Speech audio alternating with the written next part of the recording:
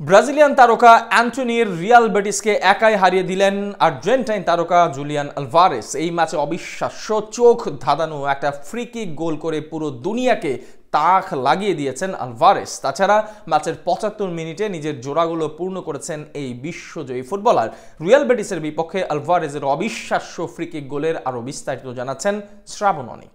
ম্যাচের ১০ম মিনিটে free kick পেল অ্যাটলেটিকো মাদ্রিদ, যেটা বক্সের ৪০ গজ বাহিরে। এখান থেকে গোল করার চেষ্টা করাটাও দুঃসাধ্য দুরূহ ব্যাপার, কিন্তু দর্শন বলে মানুষ চাইলে তো সবই করতে পারে।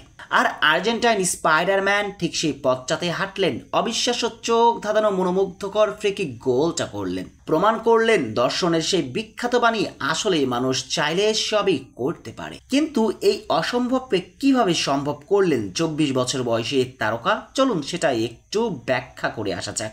খুব ভালো করে লক্ষ্য করুন, জুলিয়ান যখন ফ্রি কিকটা নিতে যাচ্ছিলেন ঠিক সেই মুহূর্তে কার্যত তিনি যে কাজটা করতে পারতেন সেটা হলো বক্সের একটু বাইরে অবস্থান করা সতীর্থকে পাস দিতে পারতেন, অথবা বক্সের মাঝে ফ্লাইটে দুর্দান্ত ডেলিভারিটাও ছুটতে পারতেন। খেয়াল করলেই দেখা যাবে বক্সের মাঝে তার সতীর্থরা সে মোতাবেক রান মেকও করতে শুরু করেছেন। কিন্তু বিশ্বজয়ী এই ফুটবলার হাঁটলেন উল্টো রথে।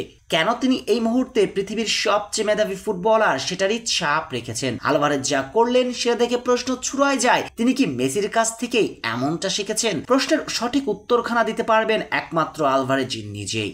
আপাতত তিনি যা করলেন সেটারই ব্যাখ্যা দেওয়া যাক। ফ্রি কিক নেবার ঠিক আগের মুহূর্তে একবার মাটির দিকে তাকিয়ে নিলেন, এরপর মাথা উঁচু করে এক নিমিষে গোলকিপার থেকে শুরু করে নিজ সতীর্থ কিংবা প্রতিপক্ষের ডিফেন্ডারদের অবস্থান সবকিছুই পরখ করে নিয়েছেন। তারপর যা করলেন বলতে হয় যেন অসম্ভবের প্রতি এক আনন্দময় অভিযান। এক পা দুপা করে এগিয়ে এসে চারজনের মানব দেওয়াল টপকিয়ে একেবারে টপ কর্নার বরাবর বাঁকানো শুট। রিয়াল বেটিসের গোলকিপার হাওয়ায় ভেসেও বলের নাগাল পেলেন না, বল জড়ালো জালে। দুর্দান্ত অবিশ্বাস্য কোনো থ্রিলার মুভির যেন মাস্টারপিস দৃশ্য দেখলো মেট্রোপলিটানোর সমর্থকরা। এ যেন এক মায়াবী বিভ্রম।